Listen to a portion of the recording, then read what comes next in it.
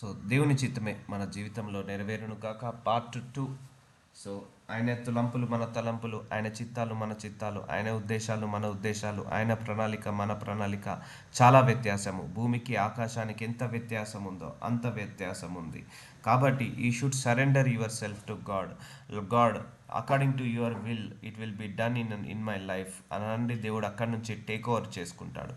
So ఒకటి చెప్పాడు, నిన్న కన్ఫర్మేషన్ ఇచ్చాడు మనందరికి కూడా దేవుడు వాక్యం ద్వారా, మీ అందరి పట్ల ఒక ప్రణాళిక కలిగి ఉన్నాడని. సో చూద్దాము. మోషే పట్ల దేవుడు ఒక చిత్తాన్ని కలిగి ఉన్నాడు. జోషువా పట్ల ఒక చిత్తాన్ని కలిగి ఉన్నాడు. జోసెఫ్ పట్ల ఒక చిత్తాన్ని కలిగి ఉన్నాడు. ఏలియా పట్ల, ఎలీజా పట్ల, అలాగే డానియల్ పట్ల, డేవిడ్ పట్ల, సౌల్ పట్ల, శామ్యుయల్ పట్ల. సో ప్రతి ఒక్కరి పట్ల ఒక్కొక్క చిత్తాన్ని కలిగి ఉన్నాడు. అబ్రహాము, యాకోబు, ఇస్సాకు అందరి మీద ఒక చిత్తాన్ని కలిగి ఉన్నాడు. బట్ ఒకటి క్లోజ్గా కంపేర్ చేస్తే ఒకరి మీద ఉన్న చిత్తం ఇంకోరి మీద లేదు. ఒక్కొక్కరిని ఒక్కొక్కలాగా వాడుకున్నాడు, ఒక్కొక్కరిని ఒక్కొక్కలాగా ఆశీర్వదించాడు దేవుడు. సో అలాగే ఇప్పుడు నా మీద ఉన్న ప్రణాళిక మీ మీద ఉండకపోవచ్చు, మీ మీద ఉన్న ప్రణాళిక నా మీద ఉండకపోవచ్చు. దేవుణ్ణి అడగండి, అయ్యా నా పట్ల మీరు ఏ చిత్తాన్ని కలిగి ఉన్నారో బయలుపరచమని అడగండి. దేవుడు తప్పకుండా బయలుపరుస్తాడు. సో మీ చిత్త ప్రకారం కాదు ప్రభువా, నా చిత్త ప్రకారం కాదు ప్రభువా, మీ చిత్త ప్రకారమే నేను బ్రతకాలి, జీవించాలని ఆశ కలిగి ఉండండి. దేవుడు తప్పకుండా ఆశను నెరవేరుస్తాడు. ఎందుకంటే మనం నమ్ముతున్నది మనిషిని కాదు, దేవుణ్ణి. ఆయన ఎప్పుడు కూడా మాట తప్పనివాడు, మధ్యలో మాట తప్పనివాడు కాదు.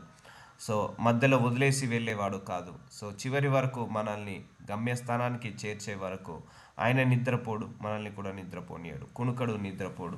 కాబట్టి ఆయన ప్రణాళికను తప్పకుండా నమ్మండి. సో దేవుని చిత్తమే మన జీవితంలో నెరవేరాలి. మీ 1వ అధ్యాయం 5వ వచనంలో దేవుడు ఏమంటున్నాడు? సో నువ్వు గర్భంలోకి రాకముందుకే నేను నీ మీద ఒక ప్రణాళిక కలిగి ఉన్నా అంటున్నాడు. గర్భంలో నేను నిన్ను రూపింపక మునుపే నిన్ను ఎరిగి తిని. సో మనం గర్భంలో పడక ముందు నుంచే దేవుడికి మనము తెలుసు. సో అప్పటి నుంచే ఒక ప్రణాళిక ఉన్నాడు. ఒక ప్రణాళికను బట్టి ఆ గర్భంలో వేశాడు. గర్భం నుండి బయలుపడక మునుపే నేను నిన్ను ప్రతిష్ఠించి తిని. చూసారా, అక్కడ ప్రతిష్ఠించుకున్నాడు ఆ గర్భంలోనే, బయటికి రాకముందుకే జనములకు ప్రవక్తగా నిన్ను నియమించి తిని. సో ఇది గర్భంలో మనం రూపొందక ముందు నుంచే దేవుడికి ఒక ప్రణాళిక ఉంటుందండి మనందరి మీద. అదొకటి గ్రహించండి. ఈ వాక్యము నాకు దేవుడు ఇచ్చాడు, నాకు అప్పుడే అర్థమైంది. ఓకే, మనం గర్భంలో రాకముందు నుంచే దేవుడు ఒక ప్రణాళిక కలిగి ఉంటాడు. గర్భంలోనే వేసేటప్పుడే ఒక ప్రణాళికతోటి మనల్ని వేస్తాడు. తీసుకొచ్చే ముందే ఒక ప్రణాళికతోటి, కొన్ని వరాలతోటి, కొన్ని ఆశీర్వాదాలతోటి ఇస్తాడని నాకు అర్థమైంది అప్పుడు. సో కాబట్టి మనందరం కూడా ఆయన ప్రణాళికలో ఉన్నందుకు థ్యాంక్స్. మన అందరి మీద ఆయన ఒక ప్రణాళిక కలిగి ఉన్నాడు కాబట్టి దానికి మనం ఎప్పుడు కూడా కృతజ్ఞతాస్తుతులు చెల్లించాలి. సో రోమీలకు రాసిన 8వ అధ్యాయం 27వ వచనంలో, మరియు హృదయములను పరిశోధించువాడు ఆత్మ యొక్క మనస్సు ఏదో ఎరుగును. సో మన హృదయాలను పరిశోధిస్తున్నాడు, ఆత్మ యొక్క మనసు ఏదో ఎరుగును. ఏలైనగా ఆయన దేవుని చిత్త ప్రకారము పరిశుద్ధుల కొరకు విజ్ఞాపన చేయుచున్నాడు. సో దేవుని చిత్త ప్రకారము. సో మనందరం పరిశుద్ధంగా ఉండడం దేవుడి చిత్తం అండి. అందుకే మనందరినీ కూడా పిలుచుకున్నాడు. సో ఈరోజు మీరు నమ్ముకుంటున్నారు దేవుణ్ణి, నేను నమ్ముకుంటున్నాను. సో మనందరము నమ్ముకుంటున్నామంటే అది దేవుడి చిత్తమై ఉంది కాబట్టి మనం నమ్ముకుంటున్నాము. సో ఈరోజు వాక్యం వినడం దేవుడి చిత్తం అండి. ఈరోజు మనం ఆరాధించడం, ప్రార్థించడం దేవుడి చిత్తము, స్తుతించడం దేవుడి చిత్తము, వాక్యం చదువుకోవడం దేవుడి చిత్తము. సో ఇలా దేవుడి చిత్తాన్ని మనం నెరవేర్చేలాగా ఉండాలి. సో కొంతమందిని దేవుడు పీల్చుకుంటాడు మంచి విశ్వాసుల్లాగా ఉండడానికి. వాళ్ళు ఏం చేయరు, జస్ట్ వాళ్ళు ఖాళీగా ప్రార్థించుకుంటారు, బైబిల్ చదువుకుంటున్నారు, దేవుడికి విరుద్ధంగా ఏ పని చేయకుండా నీతిగా పరిశుద్ధంగా ఉంటారు. అలా ఉండి దేవుడి చిత్తాన్ని కూడా నెరవేరుస్తున్నారు. సో పరిశుద్ధుల కొరకు విజ్ఞాపన చేయుచున్నాడు. దేవుని ప్రేమించు వారికి, అనగా ఆయన సంకల్పము చొప్పున పిలువబడిన వారికి. సో మనందరినీ కూడా ఆయన సంకల్పం చొప్పున పిలుచుకున్నాడు. మేలు కలుగుటకై సమస్తము సమకూడి జరుగుచున్నవని ఎరుగుదుము. సో మనందరినీ కూడా పిలుచుకున్నది మనందరినీ కష్టాలు పెట్టడానికో, నష్టాలు పెట్టడానికో, బాధలు పెట్టడానికో కాదు. మనందరికీ కూడా పరలోక రాజ్యాన్ని ఇవ్వడానికి, మనందరినీ కూడా నూతన మహిమలోకి తీసుకెళ్ళడానికి, మనందరినీ కూడా నరకాన్ని తప్పించేసి పరలోక రాజ్యంలో నిత్య నివాసం చేయడానికి, మేలు కోసమే, మనకు మేలు కోసమే ఆయన సంకల్పం చొప్పున మనందరినీ కూడా పిలుచుకున్నాడు. సో ఇప్పుడు మన ప్రపంచంలో ఉన్న జనాభా 800 కోట్ల అండి. 800 కోట్ల మంది దేవుణ్ణి తెలుసుకోలేదు, కొంతమంది మాత్రమే తెలుసుకున్నారు. ఆ కొంతమందిలో మనం ఉన్నామంటే ఆ దేవుడి ప్రణాళికలో మనం ఉన్నామంటూ. అందుకే ఆయన సంకల్పం చొప్పున మనందరిని ఏం చేసుకున్నాడు, పిలుచుకున్నాడు.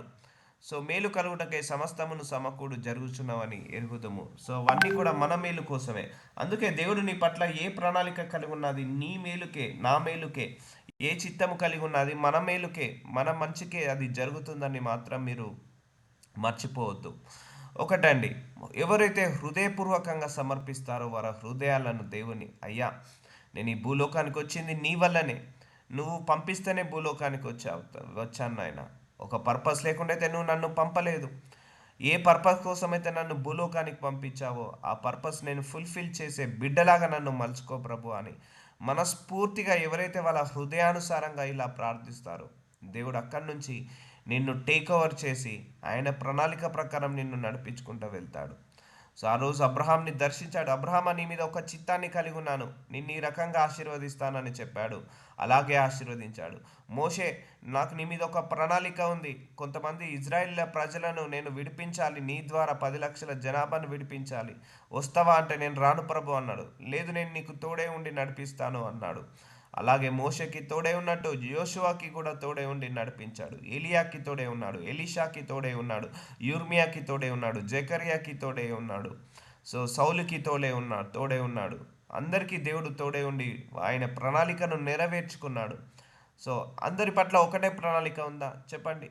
సో ఒక్కొక్కరి పట్ల ఒక్కొక్క ప్రణాళిక ఉంది, ఒక్కొక్కరిని ఒక్కొక్కలాగా ఆశీర్వదించాడు. సో నీ పట్ల దేవుడి ప్రణాళిక ఏంటిదో అడిగి నువ్వు దేవుడి చేత ఆశీర్వదించబడు. సో ఏది జరిగినా నీ మంచికే జరుగుతుంది, సమస్తము సమకూడి జరుగుచున్నవని ఎరుగుదుము. నీ సద్బుద్ధి ఆధారము చేసుకొనక నీ పూర్ణ హృదయంతో యెహోవా యందు నమ్మిక ఉంచుము. So submit your heart to God, submit your surrender your life to God. So నీ స్వబుద్ధిని ఆధారం చేసుకోకు, నీ పూర్ణ హృదయంతో యెహోవా యందు నమ్మిక ఉంచు. నమ్ము, ఆయన ప్లాన్ నమ్ము. నీ పట్ల ఒక ప్రణాళిక కలిగి ఉన్నాడు, దాన్ని నమ్ము.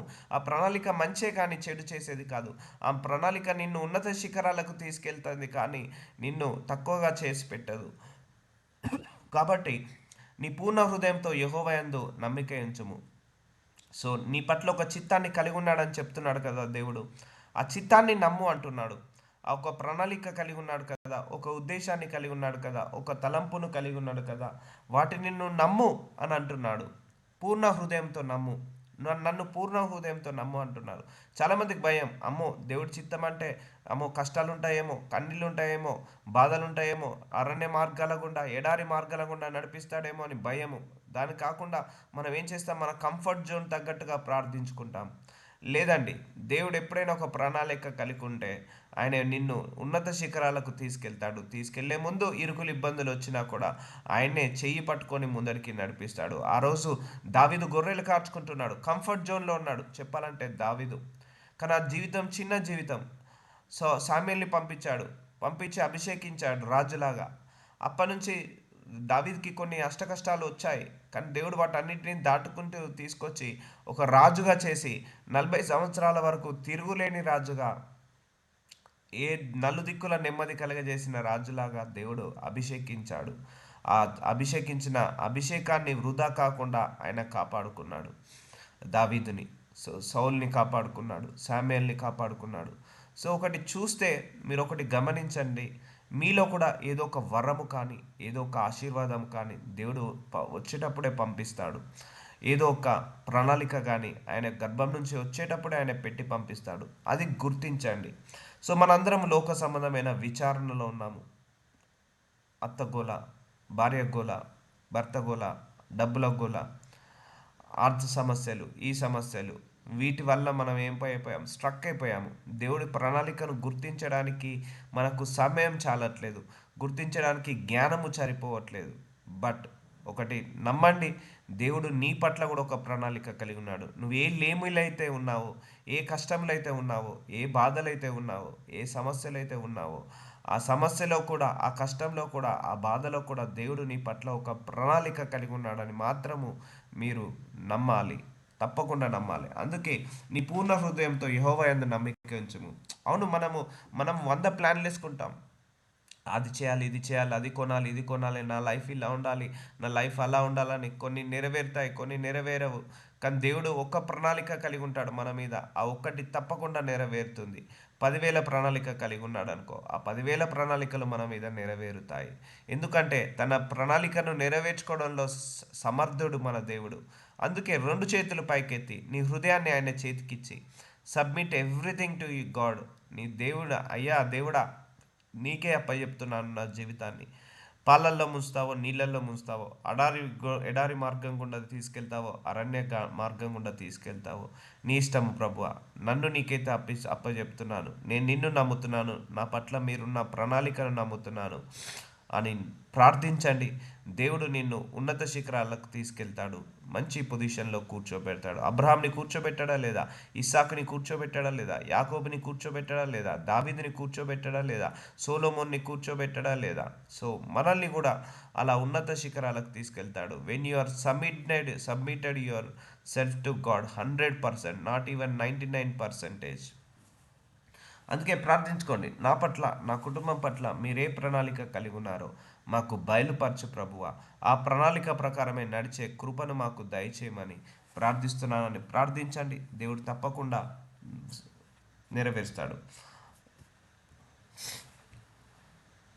యోబు 42:2 నువ్వు సమస్త క్రియలను చేయగలవనియు నీవు ఉద్దేశించినది ఏది నిష్ఫలము కానేరదనియు నేను ఇప్పుడు తెలుసుకుంటుని. చూసారా, యోబుకి రియలైజేషన్ వచ్చేసింది, సమస్త క్రియలను చేయగలవని. సో నీ పట్ల 100 ప్రణాళికలు కలిగి ఉన్న అవన్నీ కూడా నెరవేర్చగలిగే శక్తి సామర్థ్యం ఉన్న దేవుడు మన దేవుడు.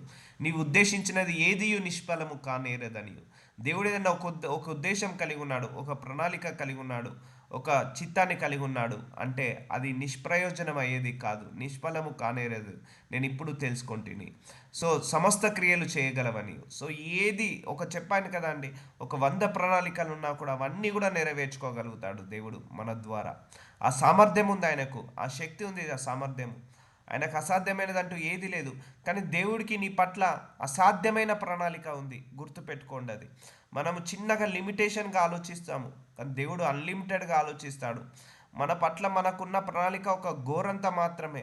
మన పట్ల దేవుడికి ఉన్న ప్రణాళిక కొండంత మాత్రం. ఆ కొండంత ప్రణాళికను కూడా నీకు శక్తి సామర్థ్యాన్ని ఇచ్చి, నీకు జ్ఞానాన్ని ఇచ్చి, ఆ కొండంత ప్రణాళికను కూడా నెరవేర్చుకోగలుగుతాడు దేవుడు. అందుకే నీవు సమస్త క్రియలను చేయగలవ. నీవు ఆయన సమస్తాన్ని చేయగలుగుతాడు. సమస్త క్రియలు అంటే పనులను చేయగలుగుతాడు. నీ పట్ల ఏ ఉద్దేశం కలిగి ఉన్నావు, నీవు ఉద్దేశించినది ఏది నిష్ఫలము కానేరేదని నేను తెలుసుకుంటేని. సో తెలుసుకోవాలి మనం కూడా. యోబు తెలుసుకున్నాడు, అయ్యా నువ్వు ఏదన్నా అనుకుంటే మాత్రం సాధించేదాకా నిద్రపోవు అయ్యా అని యోబుకి రియలైజేషన్ వచ్చింది. అందుకే మన ఉద్దేశానికి దేవుడి ఉద్దేశానికి కాన్ఫ్లిక్ట్స్ ఎందుకు, ఆ యుద్ధాలు, ఘర్షణలు ఎందుకు? అందుకే మన ఉద్దేశాలను తీసేసుకొని దేవుడి ఉద్దేశాలతో నింపుకుందాం. మన ప్రణాళికకు దేవుడి ప్రణాళికకు కాన్ఫ్లిక్ట్స్ ఎందుకు, ఆ ఘర్షణలు ఎందుకు? అందుకే ఆ మిస్ మ్యాచింగ్ ఎందుకు? అందుకే మనం తీసేసుకొని ఆయన ఉద్దేశాలతో, ఆయన తలంపులతో, ఆయన ప్రణాళికతో నిండుకున్నప్పుడు సో నువ్వు అప్పుడు దేవుడికి సింక్ అవుతావు. సో యోబు కూడా ఒక పరిస్థితిలో అలాగే ఉండే. అందుకే యోబుకి అన్నీ పోయాయి. అప్పుడు యోబు రియలైజేషన్ వచ్చాడు, సో ఇది నా నా ఫాల్ట్ వల్ల ఇలా వచ్చింది. ఓహో నీ ప్రణాళిక ఇలా ఉందా? సో ఒకటి, ఈరోజు మనం నీతిగా పరిశుద్ధంగా ఉండడం కూడా దేవుడి యొక్క ప్రణాళిక అండి, దేవుడి యొక్క చిత్తము. నువ్వు ఈరోజు నీతిగా ఉన్నావు, పరిశుద్ధంగా ఉన్నావు, ఎవరిని మోసం చేయలేదు, బైబిల్ చదువుకున్నావు, ప్రార్థించావు, ఆరాధించావు, స్తుతించావు, మంచి విశ్వాసిలాగా ఉన్నావు, మంచి పరిశుద్ధురాలుగా పవిత్రురాలుగా ఉన్నావు. అలా కూడా నువ్వు దేవుడి చిత్తాన్ని నెరవేర్చిన దానివి అవుతావు. సో కీర్తనలు 32:8 నీకు ఉపదేశము చేసేదను, నీవు నడవవలసిన మార్గమును నీకు బోధించేదను, నీ మీద దృష్టి ఉంచి నీకు ఆలోచన చెప్పేదను. చూసారా, నువ్వు అడగాలి దేవుణ్ణి, అయ్యా నా ప్రణాళిక ఏంటిది? అప్పుడు దేవుడు చెప్తాడట, నీకు ఉపదేశం చేస్తాడట. నీవు నడవలసిన మార్గము, నువ్వు ఏ మార్గంలో నడవాలి అది దేవుడు చూసుకుంటాడు. నీకు బోధించేదను, నీ మీద దృష్టి ఉంచి నీకు ఆలోచన చెప్పేదను. సో నువ్వు అడిగినప్పుడు దేవుడు ఒక ఆలోచన ఇస్తాడు. ఏ ఆలోచన? ఆయన ప్రణాళిక ఎలా ఉందో ఆ ప్రణాళిక ప్రకారం నీకు ఆలోచన ఇస్తాడు.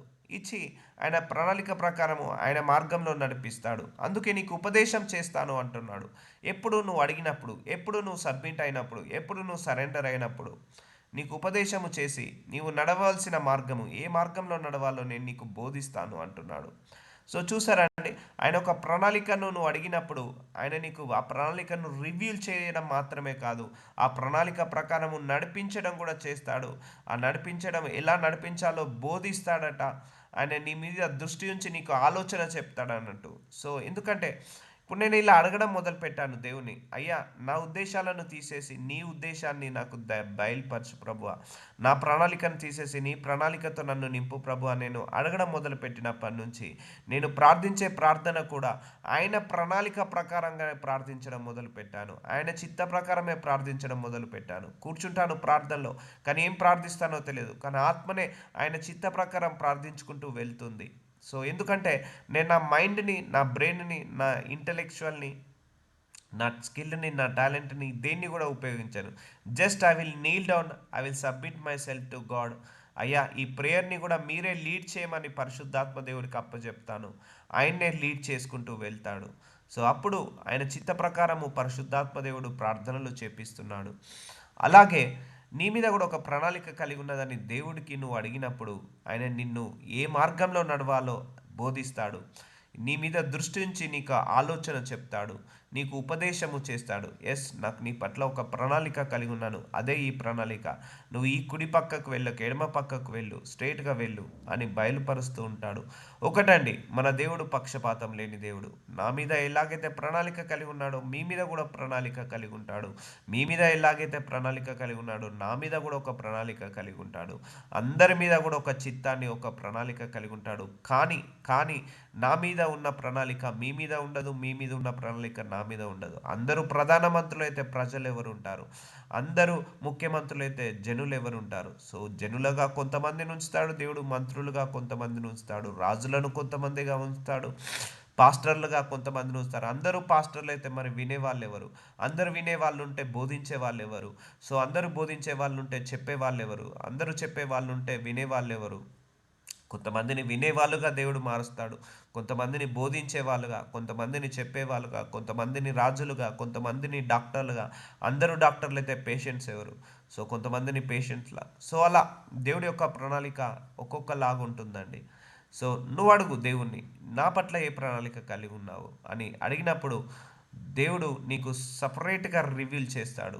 ఒకటి, నువ్వు ఎప్పుడు కూడా నన్ను మోషేలాగా ఆశీర్వదించు, లేకపోతే ఎలీషాలాగా కాదు, అలా ఒకరితో కంపేర్ చేయొద్దు నీ ప్రణాళిక. లేకపోతే ఈ బ్రదర్ లాగా, ఆ సిస్టర్ లాగా, అలా ఎప్పుడు కూడా మీరు కంపేర్ చేసుకోకండి. దేవుడు 800 కోట్ల జనాభాను సృష్టించిన దేవుడికి 800 కోట్ల ప్రణాళికలు ఉన్నాయి ఆయన దగ్గర.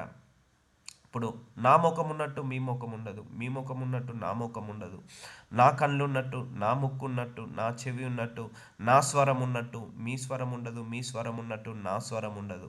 సో నా మీద ఒక ప్రణాళిక కలిగి ఉన్నట్టు దేవుడు మీ మీద ఒక ప్రణాళిక కలిగి ఉంటాడు. కానీ సేమ్ ప్రణాళిక కాదు. మీరు మనిషే, నేను మనిషే.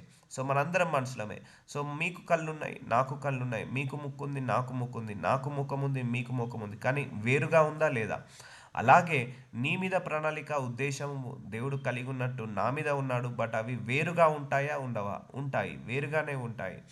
సో కాబట్టి you will never compare with anybody while you are asking to God. నువ్వు దేవుడిని అడిగేటప్పుడు ఎవరిని కంపేర్ చేశాడు? అయ్యా మోషేలాగా నన్ను ఆశీర్వదించు, ఎలియాలాగా ఆశీర్వదించు, లేకపోతే ఆ సిస్టర్ లాగా, ఆ బ్రదర్ లాగా. లేదు ప్రభువా, నీ చిత్తంలో నన్ను ఏ విధంగా ఆశీర్వదించాలనుకుంటున్నావో ఆ విధంగా నన్ను ఆశీర్వదించు అని అడగండి. నీ చిత్తంలో ఏ ప్రణాళిక అయితే కలిగి ఉందో అదే ప్రణాళిక నా మీద నెరవేరాలని అడగండి. దేవుడు అదే ప్రణాళిక నెరవేరుస్తాడు. ఇప్పుడు బైబిల్లో కూడా మీరు చూస్తే మోషే మీద ఒక ప్రణాళిక ఉన్నాడు. మోషేను వాడుకున్నట్టు జోషువాను వాడుకోలేదు, జోషువాను వాడుకున్నట్టు ఎలీషాను వాడుకోలేదు, ఎలీషాను వాడుకున్నట్టు ఎలీజాను వాడుకోలేదు, ఎలీజాను వాడుకున్నట్టు సౌల్ని వాడుకోలేదు. సో అందరి పట్ల ఒక ప్రణాళిక. ఈవెన్ తండ్రికి కుమారుడి పట్ల కూడా ఒక ప్రణాళిక ఉందా లేదా? యేసుప్రభు వారు భూలోకానికి ఎందుకు వచ్చాడు? ఆయన పుట్టక ముందుకే, జగత్ పునాది వేయబడక ముందుకే యేసుప్రభు వారి మీద తండ్రికి ప్రణాళిక ఉందా లేదా? ఉంది. లోకరక్షకుడు పుట్టాలి, దైవ కుమారుడుగా పుట్టాలి, పాపం లేనివాడుగా ఉండాలి, తను శిల్వలో మరణించాలి, లేచి మళ్ళీ 3వ రోజున తిరిగి లేవాలి. ఇవన్నీ యాక్సిడెంటల్గా జరిగినాయా? ప్రణాళిక ప్రకారమే జరిగినాయా? ప్రణాళిక ప్రకారమే జరిగాయి. సో యేసు ప్రభు వారి మీద కూడా దేవుడు ప్రణాళిక ఉందా లేదా? ఒక చిత్తాన్ని కలిగి ఉన్నాడా లేదా? ఇప్పుడు ఆయన మీద ఆ చిత్తాన్ని కలిగి ఉన్నాడు, మన మీద కూడా అదే చిత్తాన్ని కలిగి ఉన్నాడా? లేదు కదా, మన మీద వేరే చిత్తాన్ని కలిగి ఉన్నాడు. So never ask, never compare your self with others. గాడ్ని బ్లెస్సింగ్ అడిగేటప్పుడు ఎవరితో కంపేర్ చేసుకోకండి, ఎవరిని కంపేర్ చేయకండి. అయ్యా నా పట్ల మీరు యాజ్ ఇట్ ఈస్ ఏ ప్రణాళిక ఉందో అదే నెరవేరాలని మనస్ఫూర్తిగా ప్రార్థించండి. దేవుడు అదే నెరవేర్చుకుంటూ వస్తాడు. అందుకే నీకు ఉపదేశం చేస్తాను, నువ్వు నడవలసిన మార్గాన్ని నీకు బోధిస్తాను, నీ మీద దృష్టి ఉంచి నీకు ఆలోచన చెప్తాను. చూసారా, ఇవన్నీ మనకు చేస్తా అంటున్నాడు. చేస్తాడు ఎప్పుడు? When you are submit your self to God. So కీర్తన గ్రంథము 138 అధ్యాయం 8 వచనం, యెహోవా నా పక్షము నా కార్యము సఫలము చేయను. చూసారా, ఆయన మన మీద ఒక ప్రణాళిక కలిగి ఉండడం మాత్రమే కాదు, మన తరఫున ఉండి మనల్ని నెట్టుకుంటూ తీసుకెళ్తాడు, మనల్ని చేయి పట్టుకొని తీసుకెళ్తాడు, ఆ కార్యము నెరవేర్చే వరకు సఫలము చేస్తాడు. యెహోవా నా పక్షము నా కార్యము సఫలము చేయను. యెహోవా నీ కృప నిరంతరం ఉండును, నీ చేతి కార్యములను విడిచిపెట్టకుము. సో ఆయన ఎప్పుడు కూడా విడిచిపెట్టడండి. ఒకసారి నిన్ను ఆశీర్వదించడం మొదలు పెట్టాడంటే ఆయన విడిచిపెట్టడు. ఒకసారి నిన్ను నడిపించడం మొదలు పెట్టాడంటే ఆయన విడిచిపెట్టడు. ఒకసారి ఆయన ప్రణాళికలోకి ఆయన చిత్తంలోకి తీసుకొచ్చుకున్నాడు నిన్ను అంటే ఆ చిత్త ప్రకారమే నిన్ను నడిపిస్తాడు, ఆ ప్రణాళిక ప్రకారమే నడిపిస్తాడు. కానీ దానిని తొలగించే దేవుడు కాదు, దాని మధ్యలో విడిచిపెట్టే దేవుడు కాదు. ఒకసారి స్టార్ట్ చేశాడు నీ మీద ఆయన ప్రణాళిక ఎగ్జిక్యూట్ చేయడం, ఒకసారి ఆయన స్టార్ట్ చేశాడు నీ మీద ఆయన ఒక చిత్తాన్ని కలిగి ఉండడం, ఎగ్జిక్యూట్ చేయడం, దాన్ని ఎవరు ఆపలేరు, ఏది ఆపలేరు, ఆగదు కూడా. ఎవరు ఆపినా కూడా ఆగదు అది. సో అందుకే యెహోవా నా పక్షము నా కార్యము సఫలము చేయను. సో ఆయన మన తరఫున ఏం చేస్తాడు? కార్యాన్ని సఫలం చేస్తాడు. మన తరఫున ఆయన్నే పని చేసి పెడతాడు. ఇప్పుడు చిత్తాన్ని కలిగి ఉన్నది ఎవరు? దేవుడే మన పట్ల. ప్రణాళిక కలిగి ఉన్నది ఎవరు? దేవుడే మన పట్ల. ఉద్దేశాలు ఆలోచనలు కలిగి ఉన్నది ఎవరు? దేవుడే మన పట్ల. దాన్ని నెరవేర్చాల్సింది ఎవరు? దేవుడు. ఎవరి ద్వారా? మన ద్వారా. సో అది ఆయన చిత్తము నెరవేర్చడము నీకెంత తొందర అయితే ఉందో, నీకంటే 1,00,000 రెట్ల తొందర, 1,00,000 రెట్ల అవసరము, 1,00,000 రెట్ల ఆ చిత్తాన్ని నెరవేర్చాలన్న ఇంటెన్షన్ దేవుడికి ఇంకెక్కువగా ఉంటుందండి. కాకపోతే మనం అవైలబుల్గా ఉండాలి ఆయన చిత్తాన్ని నెరవేర్చడానికి. ఆయన చిత్తాన్ని నెరవేర్చడానికి మనం ఎలా ఉండాలి? మనము సబ్మిట్ చేసేసేయాలి. మధ్యలో మన మైండ్ని, మన థాట్స్ని, మధ్యలో మన ఇష్టాలను, మధ్యలో మన కోరికలను తీసుకురావద్దు. అప్పుడు మనం దేవుడి చిత్తానికి మిస్ మ్యాచ్ అవుతుంటాం. సో కంప్లీట్గా సబ్మిట్ అయిపోవాలి, ప్యూరిఫై అయిపోవాలి. నీ హార్ట్లో నీ ఇష్టం అనేది ఉండకుండా దేవుడి ఇష్టంతో నింపబడాలి. సో ఆయన కార్యము చేయడంలో సఫలము మన పక్షమున కార్యము సఫలము చేసే దేవుడు కాబట్టి ఆయన కృప నిరంతరం ఉండును. ఒకసారి మొదలు పెట్టాడంటే ముగించే వరకు ఆయన కృపతోటే నడిపిస్తూ మనల్ని చేతి కార్యములను బలపరుస్తూ ఉంటాడు, మనల్ని అందరినీ కూడా ఆశీర్వదిస్తుంటాడు. సో కీర్తన గ్రంథము 33 అధ్యాయం 11 వచనంలో దేవుడు ఏమంటున్నాడు? యెహోవా ఆలోచన సదాకాలము నిల్చును, ఆయన సంకల్పములు తరతరముల వరకు ఉండును. చూసారా, నీ మీద ఒక ఆలోచన కలిగి ఉన్నాడు అంటే అది నెరవేర్చుకునే వరకు ఆయన వదిలిపెట్టాడు. ఆలోచన సదాకాలము నిల్చును, సదాకాలం నిల్చును. యెహోవా ఆలోచన గుర్తుపెట్టుకోవాలి, అండర్లైన్ చేయాలి. ఇక్కడ దేవుడి ఆలోచన సదాకాలం ఉంటుంది, కానీ మన ఆలోచన కాదు. ఇదొకటి గ్రహించాలి. సో మనం 100 ప్రణాళికలు కలిగి ఉంటాం మన పట్ల, కొన్ని నెరవేరవు, నిజంగా చెప్తున్నా. కొన్ని నెరవేరుతాయి, ఆ నెరవేరని వాటి విషయంలో మనం డిసప్పాయింట్ అవుతాం, డిమోటివేట్ అవుతాం, డిప్రెషన్ అవుతాము. కానీ దేవుడు ప్రణాళికలో ఉందా లేదా మనము మ్యాచ్ చేసుకోము, మనం చెక్ చేసుకోము. మనం వెళ్ళాలి, మనం అనుకున్నది సాధించాలని అనుకుంటాము, కానీ దేవుడా నా పట్ల ఆలోచన సదాకాలము నిల్చును. సో దేవుడి యొక్క ఆలోచన సదాకాలము నిలుస్తుంది మన పట్ల. ఆయన సంకల్పము తరతరములకు ఉండును. సో ఆయన ఏదైతే ఒక సంకల్పం అనుకుంటాడో అది తరతరముల వరకు నిల్చుంటుంది. సో ఒకటి గుర్తుపెట్టుకోండి, నేను అంటున్నాను కదా, ప్రణాళిక ఒక నీ పట్లనే కాదు, నీ 1000 జనరేషన్ల వరకు కావలసిన ప్రణాళిక ఆయన దగ్గర ఉందండి. ఆయన ఉద్దేశం అలా ఉంది. మనము మన పిల్లల పట్ల ఇప్పుడు మనం ఆలోచిస్తామండి, మన గురించి మన పిల్లల గురించి ఆలోచిస్తాము, వాళ్ళ పిల్లల గురించి ఇప్పుడే ఆలోచించాం, వచ్చిన తర్వాత ఆలోచిస్తాం. కానీ దేవుడు నీ 1000 తరాల గురించి ఆయన ఈ క్షణమే ఆలోచిస్తాడు, ఈ క్షణంలోనే ఆలోచిస్తాడు. నీ 1000 తరాలను ఎలా ఆశీర్వదించాలి, ఎలా కాపాడుకోవాలి, ఎలా రక్షించుకోవాలి, ఎలా ఆయన మార్గంలో నడిపించుకోవాలి, ఎలా ఆయనను నీ జనరేషన్స్ అన్నిటిని కూడా ఎలా నడిపించుకోవాలి, ఎలా కాపాడుకోవాలి, ఇవన్నీ కూడా దేవుడికి ఆ ప్రణాళిక కలిగి ఉంటాడు. అందుకే యెహోవా ఆలోచన సదాకాలము నిల్చును. సో ఫైనల్గా అల్టిమేట్గా ఆయన చిత్తమే నెరవేరుతుంది. నువ్వు 100 ప్లాన్లు వేయి, నువ్వు 1000 ప్లాన్లు వేయి, ఆ 1000 ప్లాన్లు ఆయన చిత్తంలో ఉంటేనే నెరవేరుతాయి. ఆ 100 ప్లాన్లు ఆయన చిత్తంలో ఉంటేనే నెరవేరుతాయి. వెయ్యిలో ఒక 40 నెరవేరాయి, వందలో ఒక 40 నెరవేరాయి. ఆ 40 ఆయన చిత్తంలో ఉన్నాయి కాబట్టే నెరవేరాయి, 60 నెరవేరలేదు, ఆయన చిత్తంలో లేవు కాబట్టే నెరవేరలేదు. సో అలా ఉంటుందండి. సో అందుకే ఆయన ఆలోచన సదాకాలం నిల్చును. సో అందుకే నేను పదే పదే అదే చెప్తున్నాను. మనం ఇప్పటివరకు దేవుణ్ణి మనకు నచ్చినట్టుగా ఆలోచించి, మనకు ఇష్టమైనట్టుగా ఆలోచించి, దేవా నాకు ఇది ఇవ్వు అది ఇవ్వు అన్నావు. కానీ ఒక్కసారి, అయ్యా నా పట్ల నువ్వు ఏ ఇష్టాన్ని కలిగి ఉన్నావో నాకు తెలియదయ్యా, నా పట్ల నువ్వు ఏ ప్రణాళిక, ఏ ఉద్దేశం, ఏ చిత్తము కలిగి ఉన్నావో తెలియదయ్యా, నాకు బయలుపరిచి దాని ప్రకారం నడిపించయ్యా, నాకు బోధించయ్యా, ఎలా నడవాలో, ఏ మార్గంలో నడవాలో నాకు బోధించయ్యా, నీ ప్రణాళిక నెరవేర్చే బిడ్డలాగా నన్ను మార్చుకో తండ్రి అని ప్రవచిస్తూ ప్రార్థిస్తున్నానని ప్రార్థించండి. దేవుడు తప్పకుండా ఆయన ప్రణాళిక నెరవేర్చుకుంటాడు. బట్ ఒకటి గుర్తుపెట్టుకోండి, ఆ ప్రణాళిక అల్టిమేట్గా ఉంటుంది, ఆ ప్రణాళిక చాలా ఎండ్గా ఉంటుంది, చాలా గొప్ప బ్లెస్సింగే ఉంటుంది. కానీ నీకు నష్టం చేసేదో, నిన్ను కష్టపెట్టే ప్రణాళిక మాత్రము కానే కాదు. 2 పేతురు 3 అధ్యాయం 9 వచనం, కొందరు ఆలస్యమని ఎంచుకున్నట్లు ప్రభు తన వాగ్దానము గురించి ఆలస్యం చేయవాడు కాడు గాని ఎవడు నశింపవలనని ఇచ్చేంపక అందరూ మారు మనస్సు పొందవలని కోరుచు మీ ఎడల దీర్ఘశాంతం గలవాడే ఉన్నాడు. సో ఆయన ప్రణాళిక నెరవేర్చుకోవడానికి ఆయన ఎప్పుడు కూడా ఆలస్యం చేయడు. కాకపోతే మనల్ని ప్యూరిఫై చేస్తున్నాడు, మనల్ని నడిపిస్తున్నాడు, ఆయన ప్రణాళిక ప్రకారము మనల్ని సిద్ధపరుస్తున్నాడు. ఆయన ప్రణాళికను, ఆయన ఆశీర్వాదాన్ని పొందుకోవడానికి మనందరినీ కూడా ప్రిపరేషన్ చేస్తున్నాడు. కానీ ఆయన ఏమీ ఆలస్యము చేయట్లేదు. ఎవడు నశింపవలనని ఇచ్చయింపక, ఎవరు కూడా నశించడం ఆయనకి ఇష్టము లేదు, అందరూ మారమనసు పొందవాలని కోరుచు మీ ఎడల దీర్ఘశాంతం గలవాడే ఉన్నాడు. సో ఒకటండి, దేవుడు ప్రణాళిక నీ పట్ల మొదలు పెట్టాడు అంటే ఫస్ట్ ఆయన చేసేది ప్యూరిఫికేషన్ స్టార్ట్ చేస్తాడు. సో నిన్ను ప్యూరిఫై చేస్తాడు, శుద్ధి చేస్తాడు, మనసుని, హృదయాలను, తలంపులను, ఆలోచనలను, నీ జీవితాన్ని, జీవనాన్ని ఆశీర్వదించడానికి ఆయన ప్యూరిఫై చేస్తాడు. సో కాబట్టి ఒకటండి, ఒక 10,000 రూపాయల ఇంటర్వ్యూకి వెళ్ళడానికే ఒక 4-5 రౌండ్ల interview, first round filtration, second round interview filtration, third round, fourth, fifth round interview filtrations, ఇన్ని రౌండ్స్ ఉంటాయి. అలాగే దేవుడు ఆశీర్వదించాలంటే కూడా అలాంటి ఫిల్టరేషన్స్ ఉండాలి తప్పకుండా. ఎందుకంటే ఆయన ఆశీర్వాదాన్ని ఎప్పుడు కూడా మిస్యూజ్ చేసుకునే దేవుడు కాదు. ఎవరికి పడితే వాళ్ళకి ఇచ్చేసి తర్వాత అయ్యో నేను ఇచ్చానని బాధపడగలదు. ఆయనకు నమ్మకం మన మీద వచ్చిన తర్వాత ఆశీర్వదిస్తాడు ఎప్పుడైనా కూడా.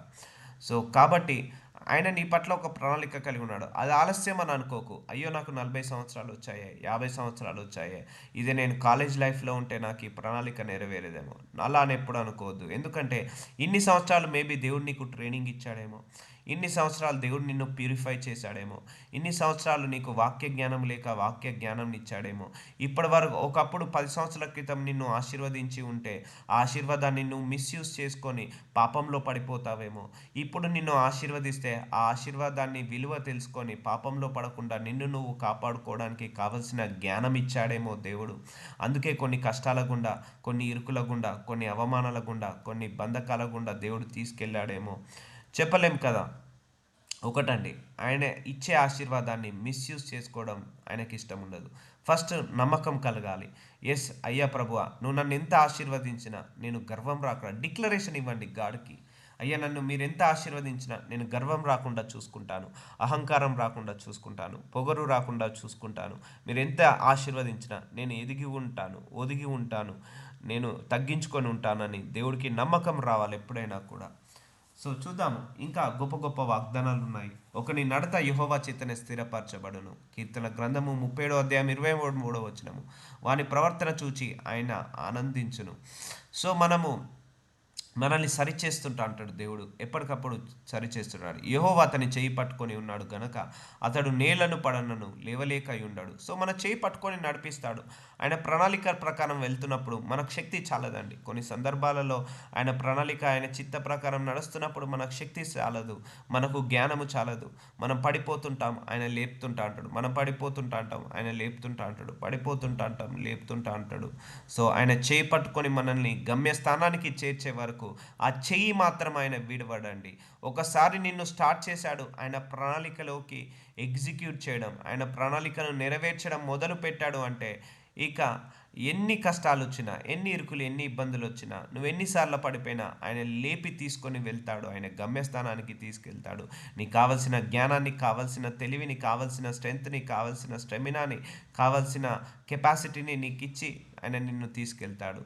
సో యెహోవా చేతనే స్థిరపరచబడను ఒకని నడత. సో నీకు దేవుడు నీ పట్ల ఒక ప్రణాళిక కలిగి ఉన్నాడంటే ఆయన ఎగ్జిక్యూట్ చేయడం స్టార్ట్ చేస్తేనే అవుతుంది, కానీ మన వల్ల అయితే కాదండి. మన వల్ల అయితే కాదు. ఇప్పుడు ఆయన ఆయన ఒక ఉద్దేశాన్ని కలిగి ఉన్నాడు మన పట్ల. అది ఆయనే మొదలు పెడితేనే అవుతుంది. మనం మొదలు పెడితే అయ్యేది కాదు. ఆయన ముగిస్తేనే ముగించబడుతుంది. మనం ముగించలేము. అందుకే యెహోవా ఒకని చేతనే స్థిరపరచబడును. యెహోవా చేతనే స్థిరపరచబడును ఒకని నడత. వాని ప్రవర్తన చూచి ఆయన ఆనందించును. యెహోవా అతని చేయి పట్టుకొని ఉన్నాడు గనక అతడు నేల పడినను లేవలేక ఉండడు. సో నీ మీద ప్రణాళిక స్టార్ట్ చేసేటప్పుడు నువ్వు ఎన్నిసార్లు తప్పిపోయినా, ఎన్నిసార్లు తొలగిపోయినా మళ్ళీ ఆయన ప్రణాళికలోకి తీసుకొచ్చుకుంటాడు. నువ్వు పడిపోయిన కొద్దీ ఆయన లేపుతుంటా అంటాడు. ఆ చేయి పట్టుకొని ముందడికి నడిపిస్తుంటా అంటాడు. కానీ నువ్వు పడిపోయావు కదా అని అక్కడే వదిలేసి వెళ్ళాడు ఆయనే. నువ్వు పడిపోయావు కదా అక్కడే నిన్ను చేయి పట్టి వదిలేసి నిన్ను అక్కడనే మర్చిపోయి వెళ్ళాడు. ఇక వేరే వాళ్ళని చూసుకుంటాను. నీ చెయ్యి ఒకసారి పట్టుకున్నాడు అంటే ఆయన విడవడు. గమ్యస్థానం చేర్చే వరకు ఆ పట్టుకొనే వెళ్తాడు. ఇంకా నువ్వు కింద పడిపోయా మళ్ళీ పైకి లేపుతాడు. కింద పడిపోయావా మళ్ళీ పైకి లేపుతాడు. నేల కొరిగావా మళ్ళీ పైకి నిలబెడతాడు. సో విశ్వాసంతో నిన్ను పైకి లేవనెత్తుతాడు. సో ప్రణాళిక కలిగి ఉండేది ఆయనే. మార్గాలను సరళం చేసేది ఆయనే. చెయ్యి పట్టుకునేది ఆయనే. చెయ్యి పట్టుకొని నడిపించేది ఆయనే. నీ ద్వారా ప్రణాళికను నెరవేర్చేది ఆయనే. ఆ నెరవేర్చుకొని తను తృప్తి పడేది కూడా ఆయనే. బట్ ఈ ప్రాసెస్లో మనం ఏం చేయాలి? దేవుడికి అవైలబుల్గా ఉండాలి. దేవుడికి సింక్ అయి ఉండాలి. కీర్తన గ్రంథము 37వ అధ్యాయం 20వ వచనం. నేను చిన్నవాడనై ఉంటిని, ఇప్పుడు ముసలివాడనై ఉన్నాను. ఆయనను నీతిమంతులు విడవబడుట గాని వారి సంతానము భిక్షమెత్తుట గాని నేను చూచి ఉండలేదు. సో మనలో ఉంటుంది, ఇక నేను ముసలిదాన్ని అయ్యాను, ఇక నేను ఓల్డ్ అయ్యాను, లేదా కొంతమందికి చిన్నవాడిని, నేను అయ్యో నాకు చదువు లేదు, ఎడ్యుకేషన్ లేదు, నాకు క్వాలిఫికేషన్ లేదు, దేవుడు నన్ను ఆశీర్వదిస్తాడో ఆశీర్వదించాడో లేదు, నాకు ఏజ్ అయిపోయింది, ఏజ్ లేక నేను ఏం చేయగలుగుతాను అని ఉండొచ్చు అందరికి కూడా. కానీ ఆయన నీతిమంతులను విడువబడుట కానీ వారి సంతానం భిక్షమెత్తుట కానీ నేను చూచి ఉండలేదు. సో మనందరినీ కూడా నీతిమంతులుగా మార్చుకున్నాడు. ఆయన ఎప్పుడు కూడా విడవడండి. ఒకసారి విడవడు. ఇప్పుడు మనందరం కూడా ఒక్కొక్క ఏజ్లో మనం తెలుసుకున్నాం. కొంతమంది 20 ఏళ్ళకు తెలుసుకున్నాము, కొంతమంది 30 ఏళ్ళకు తెలుసుకున్నాము, కొంతమంది 50 ఏళ్ళకు తెలుసుకున్నాము దేవుణ్ణి. సో ఆయన ప్రణాళిక, ఆయన చిత్త ప్రకారం మన అందరం కూడా ఒక దేవుణ్ణి తెలుసుకున్నాము, రక్షణలోకి వచ్చాము. వచ్చిన తర్వాత ఆయన నడిపించే విధానము చెయ్యి పట్టుకొని నడిపిస్తాడండి. ఒక్కొక్క మెట్టు ఒక్కొక్క మెట్టు ఒక్కొక్క మెట్టు మనల్ని తీసుకొని వెళ్తుంటాడు. కానీ ఎక్కడ నిన్ను వదిలిపెట్టాడు. నేను ఎవరిని చూడలేదండి. ఒకసారి అన్ని జనుల నుంచి బయటపడ్డాక ఈ దేవుణ్ణి నమ్ముకున్న తర్వాత ఏ ఒక్కరిని కూడా విడవడం నేను చూడలేదు. ఉండొచ్చు, కష్టాలు ఉన్నాయి, కన్నీళ్ళు ఉన్నాయి, బాధలు ఉన్నాయి. ఆ కష్టాల్లో కూడా దేవుడు అద్భుతాలు చేయడం చూశాను. ఆ కన్నీళ్ళలో కూడా దేవుడు అద్భుతాలు చేయడం చూశాను. అందరినీ కూడా విశ్వాసంతో నిలబెట్టుకున్నాడు. నాకు ఇన్ని కష్టాలు నా యేసయ్య నాకు ఉన్నాడన్న విశ్వాసంతో చాలామంది బ్రతుకుతున్నారు. నాకు ఆశీర్వదించబడకపోయినా నాకు యేసయ్య ఉన్నాడు చాలు అనే అనేక మంది నోటి గుండా నేను విన్నాను. నన్ను యేసయ్య స్వస్థతపరచకపోయినా ఆయన నాకున్నాడు చాలు అని అనేక మంది నోటి గుండా విన్నాను. నాకు ఎవరున్నా లేకపోయినా యేసయ్య నాకు జీవితంలో ఉన్నాడు అని అనేక మంది నోటి గుండా నేను విన్నాను. సో కాబట్టి ఆయన ఎప్పుడు కూడా విడవడు. ఎందుకు? ఆయన పట్టుకొని నడిపిస్తున్నాడు. ఇప్పుడు మనందరినీ కూడా పిలుచుకున్నాడు కదా, అన్య జనుల నుంచి, అన్య సంప్రదాయాల నుంచి మనందరినీ పిలుచుకున్నాడు, సపరేట్ చేశాడు. విడిచిపెట్టాడండి ఏ ఒక్కరినైనా? ఎవరిని విడిచిపెట్టాడు. ఆయన విడవక మనల్ని, మన సంతానాన్ని కాపాడుకుంటూ వస్తాడు. సో మనందరం we're in the plan of God. మనం దేవుడి ప్రణాళికలో ఉన్నాం. అది మాత్రం మీరు గుడ్డిగా నమ్మండి, దేవుడి ప్రణాళికను. So will continue tomorrow. Thank you Jesus. అయ్యా, what a wonderful message my Lord. Yes my Lord, మీ చిత్తము నెరవేర్చడానికి మేము భూలోకానికి వచ్చామని ఈరోజు మాకు బయలుపరచావయ్యా. Thank you so much for your blessing. Thank you so much for your mercy. Thank you so much for you have plan on us my Lord. మా పట్ల ఒక చిత్తాన్ని కలిగి ఉన్నందుకు మీకే వందనాలు, మీకే స్తోత్రాలు, మీకే కృతజ్ఞతలు చెల్లిస్తున్నాను తండ్రి. ఆమేన్.